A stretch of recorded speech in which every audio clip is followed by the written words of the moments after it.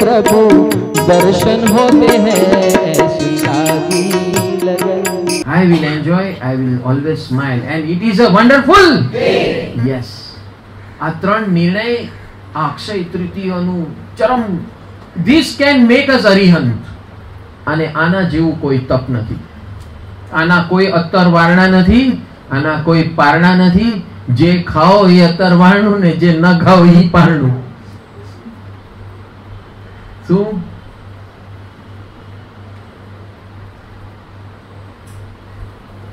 અને કોઈ આઈટમ સાથે ખાવા પીવા સાથે લેવા દેવા નથી ને ભગવાનના માર્ગની અંદર કોઈ તપ ને ખાવા સાથે લેવા દેવા નથી. We are accustomed to connect our eating habits with tap, which is never connected. It is only a means. હવે આપણે શું છે, એ ઇનડાયરેક્ટ તપ છે. ખાવા વાળું જે તપ છે ને એ ઇનડાયરેક્ટ છે, and we have made it principal તપ. Actually it is an indirect તપ. ઇનડાયરેક્ટ તપ એટલે શું કે આપણી જે ખાવાની અંદર જે આખો દિવસ મન ઘૂસેલું હોય ને, હવે આ ખાઉં, હવે ઓલું ખાઉં, ઓલું ખાઉં, પછી ઓલું ખાઉં, તો વર્ષી તપમાં લોકોને આખા વર્ષી તપમાં ચર્ચા શેની હોય?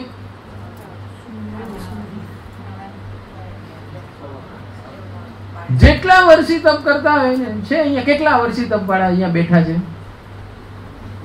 હે, એક જ છે. હા, ચર્ચા શું હોય? આજે ખાધા વાર છે, અથવા આજે ન હોય તો કે કાલે ખાધા વાર છે. એટલે the point is that the center point is what? Mamam. Awareness is about what? વર્ષિતમાં સેન્ટર પોઈન્ટ શું બની જાય? એક દિવસ ખાવાનું, એક દિવસ નહીં ખાવાનું, એક દિવસ ખાવાનું, એક દિવસ નહીં ખાવાનું. તો ઘણા લોકોને એકાસણાથી વર્ષિતપ કરતા હોય તો ઉપવાસની બદલે શું કરે? એકાસણું. ઘણા લોકો એકાસણાની બદલે આયંબિલ કરતા હોય. પણ અલ્ટિમેટલી શું? જેમ કીધું ને, ભૂલી જાય ભાઈ આજે શું હતું. એટલે જેને એકાસણ વાળું હોય, ઉપવાસ વાળું હોય તો ક્લિયર કટ ખબર હોય કે ભાઈ કાલે નો મમમ, તો આજે ઠોકમ ઠોકમ. કાલે નો મમમ તો આજે ઠોકમ ઠોકમ. ડબ્બા ભરમ, પેટ ભરમ, ડબલ ભરમ. પાછું 3 ટંક 24 કલાક કઈ મળવાનું નથી. આજ રાતના 24 સૂર્યાસ્ત થયો, 24 કર્યો, તે પાછું પરમ દિવસે એ પાછું સામૂહિક હોય, પાછું કઈ તો એ 11-12 વાગે મળે તો કલાક ગણી લે, આખા 36 કલાક ગણી લે. તો કે 36 કલાક હવે કાંઈ મળવાનું. એટલે હમણાં ઠોકમ ઠોકમ, અંદર ઘુસારો ગાલો. નોર્મલી અડધો કલાકમાં જમીને ઉઠી જાય ઈ માણસ 3 કલાકે. કે હવે એકવાર ઉઠી ગયા તો પાછું પ્રોબ્લેમ. આઈટમ કેટલી? નોર્મલી 5 આઈટમ 6 આઈટમ થી રોટલી, દાળ, ભાત, શાક. કેટલી આઈટમ થી? રોટલી, દાળ, ભાત, શાક, ભાત, છાસ, પાપડ. કેટલી આઈટમ થી? 7. આ છાસ ને પાપડ તો બધા રોજ નથી ખાતા, તો 5 જ આઈટમ થઈ. આમ 5 આઈટમમાં પતી જાત, એની જગ્યાએ 40 આઈટમ ઠોકે. પછી શું કે સામૂહિક એકાસણા. વર્ષી તપ વાળા માટે સામૂહિક બેસણા. એટલે હવારની પાર્ટી, હાંજની પાર્ટી વિથ પ્રભાવના જલસે જલસા. ખાઈને સ્માઈલ થાય? હા, ખાઈને સ્માઈલ આવે? હા, મોઢું જોવા જેવું હોય, સ્માઈલ શું કરવાના? એનું ફોકસ જ એમાં. પાછું 40 આઈટમ હોય તો કે આમાંથી 35 આઈટમ મજા જેવી નથી, આ 5 જ સરસ હતી આઈટમ. એ ભલી માણસ મફતમાં ખાઈને આવ્યો, તારા ઘરમાં તો 5 ના ઠેકાણા નતા, ઓલા 35 બોનસમાં મળ્યા ને પાછો કેતો આવ્યો ત્યાં કે આ તમારી આ આઈટમમાં ગડબડ હતી, નેક્સ્ટ ટાઈમ હવે પરમ દિવસે અમે કરવા આવે ને ધ્યાન રાખજો જરા. બોલો આવું થાય કે નહીં? So focus is in what? તો આ તપ થયું. વોટ ઇઝ તપ? વોટ ઇઝ તપ? Everything smiling. There is the alertness.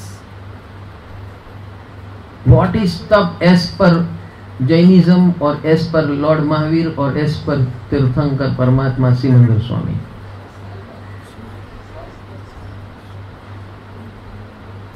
गमे ई व्यक्ति મળે સ્માઇલ, ગમે વસ્તુ મળે સ્માઇલ, ગમે પરિસ્થિતિ મળે સ્માઇલ. આ જે સ્માઇલ કરે એ સક્સેસફુલ તપ છે. This is successful તપ. If you cannot smile, તમે કેટલું ખાધું કેટલું ન ખાધું બધું ગટરમાં ગયું, એ આખો પ્રોસેસ થઈ ગયો. આને તપની સાથે કોઈ કનેક્શન નથી. તમે 13 મહિનાને 13 દિવસ કરો, 13 વર્ષને 13 મહિના કરો કે આખું જીવન કરો, makes no sense at all. એટલે ભગવાન એ Akshay Tritiya, why it is named Akshay Tritiya? એ અક્ષય તૃતીયા નો મહિમા શા માટે એટલો બધો છે કે ભાઈ અખંડિત સ્માઇલ રાખવાનો નિર્ણયનો દિવસ છે. અખંડિત સ્માઇલ રાખવાના નિર્ણયનો દિવસ છે. ગમે એવી વ્યક્તિ મળે, ગમે એવી વસ્તુ મળે, ગમે એવી પરિસ્થિતિ મળે, એની અંદર આ 3 કાર્ય કરવાના. I will enjoy, it is a wonderful day, I will smile. આ 3 કાર્ય, તૃતીયા એટલે 3 કાર્ય. અને અખંડ નિર્ણય, અને આ નિર્ણયની પાછળ સમર્પણ, અને આ જ નિર્ણયની પાછળ આત્મસમર્પણ. अगर हम ये सब कार्य करते, 3 × 3 = 9, इस 9 कार्य हम करेंगे तो हमारा अरिहंत बनना अखंड हो जाएगा. We will be qualified to reach Simandhar Swami. तो आदिनाथ परमात्मा की परंपरा हमें जो मिली है इस अक्षय तृतीया की, उनके जीवन के माध्यम से, तो ये अक्षय तृतीया का दिन इतना अद्भुत, और उनके जीवन में उनकी क्या गलती हुई थी कि उनको ये अंतराय हुआ 13 महीना और 13 दिन का. क्यों अंतराय हुआ पता है? શું હતું?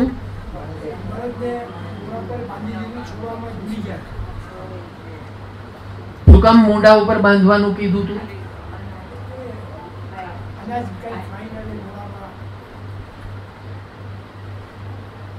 એટલે ઇતિહાસ એમ કહે છે, આપણી बात ત્યાં अटकी गई थी युगलिया में.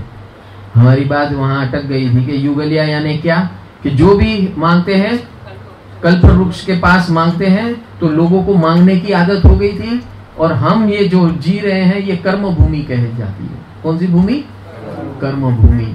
तो ये कर्म भूमि में क्या है विशेषता कि जिस भूमि पे हम पैदा हुए हैं यहाँ पर हमें कर्म यानी कार्य और काम करना पड़ेगा. बिना मेहनत कुछ मिलने वाला नहीं है. और भगवान जो जिस युग में पैदा हुए थे, जन्म लिए थे, वो युगलिया युग था. और ट्रांजिशन फ्रॉम युगलिया युग टू कर्म युग, वहां पर तीर्थंकर परमात्मा, आदिनाथ परमात्मा सबको अभी समझा रहे थे, दिखा रहे थे कि भैया अब ये युगलिया काल खत्म होने आया है, और इसलिए अभी मैं आपको किस तरह अपनी मेहनत से खाना, अपनी मेहनत से काम करना, अपनी मेहनत से जो कुछ करना है अपनी मेहनत से करना पड़ेगा, ऐसा युग आ रहा है. इसलिए मैं आपको हर चीज सिखा रहा हूं. और उस सिखाते सिखाते इसके अंदर कृषि, असी मसी कृषि, असी मसी और कृषि. तो कृषि यानी क्या? खेती. तो खेती करते करते जो बड़द होते हैं, हिंदी में क्या कहते हैं? बैल. तो जो बैल होते हैं तो जो बोते हैं, जमीन के अंदर जो कार्य हो रहा है उसके अंदर वो मुंह न डाले उस धरती में, और बीज बिगड़ न जाए, इसीलिए वो मुंह पे बांधने के लिए उन्हें आज्ञा दी. लेकिन वो जिसको सिखा रहे थे वो तो सब बुद्धू थे, उसको कुछ पता नहीं था. जो आदिनाथ परमात्मा बोले वैसा करे, तो उन्होंने कहा बांध दो, तो लोगों ने बांध दिया। फिर वो इंस्ट्रक्शन देना भूल गए कि अभी निकाल लो। इंस्ट्रक्शन देना भूल गए कि ये निकाल लो मुंह पे बांधा हुआ, क्योंकि अभी काम हो गया। अब बैल आ गया आपके घर पे, तो वहां बांधा हुआ बैल होगा तो उसको बंधन महसूस होगा कि नहीं? वो अपनी मर्जी से कुछ खा पी नहीं सकता है ना। तो ये भूल गए आदिनाथ परमात्मा बोलने के लिए, और ये सब युगलिया थे, उसको कुछ मालूम नहीं पड़ता था, तो वो भूल गए। खाली भूलना, आप समझ लो, अगर अरिहंत परमात्मा को भी अपने कर्म नहीं छोड़ते हैं, वो खाली भूल गए, अरे હું તો ખાલી ભૂલી જ ગઈ, એમાં શું થઈ ગયું, આટલું મોટું શું તમે બવાલ કરો છો? मैं इतना भूल गया, इसमें इतना क्या चिल्ला रहे हो आप? समझ में आ रहा है कि नहीं आ रहा है? खाली भूल गए तो 13 महीना और 13 दिन तक उनको खाना नहीं मिला। तो हम जीवन में और दिन में कितनी बार ऐसा सब कुछ भूल जाते हैं? बोलो, कितना कार्य और कितने लोग के बारे में कितना भूल जाते हैं? भूलते हैं कि नहीं? बोलो। हाँ? और साथ में जस्टिफिकेशन देते हैं, मैं શું થઈ ગયું, उसमें क्या हुआ?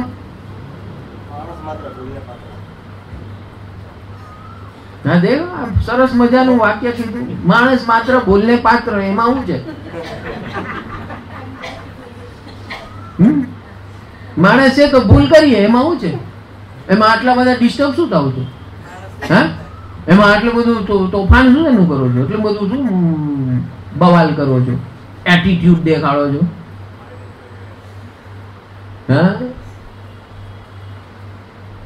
और हमारी आ આપણે કરીએ આપણા લેવલમાં, મીન્સ એજ બિયોન્ડ 30 और 35, લેટ્સ સે 35 બિયોન્ડ આવા જવાબ આપે, અને 15 to 35 या 10 to 35 વાળા શું જવાબ આપે?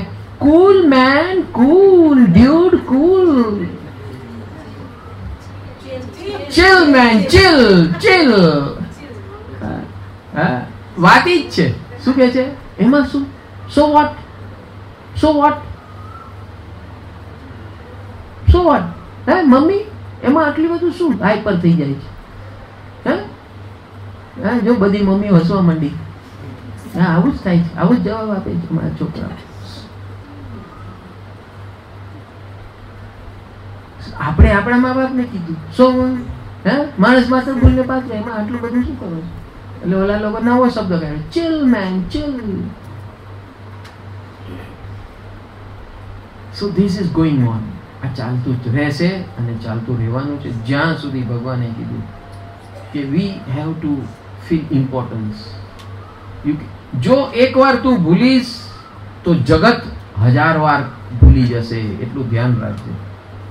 તું એકવાર ભૂલીશ, ભગવાનના જીવનમાંથી આ દાખલો લેવાનો છે કે એ એકવાર ભૂલી ગયા તો 13 મહિના ને 13 દિવસ સુધી કોઈ પણ એને, આટલા બધા દેવ દેવીઓ, આટલા બધા મનુષ્યો બધા મળીને વિચારતા હતા કે આ ભગવાન આ ખાલી વિચરણ કેમ કરે છે, બધી જાય છે પણ કઈ સ્વીકારતા નથી, આવું કેમ થાય છે?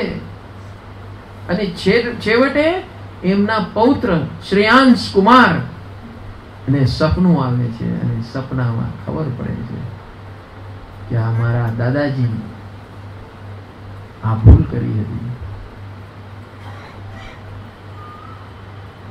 અને વાસ્તવમાં એમને આ જોઈએ છે.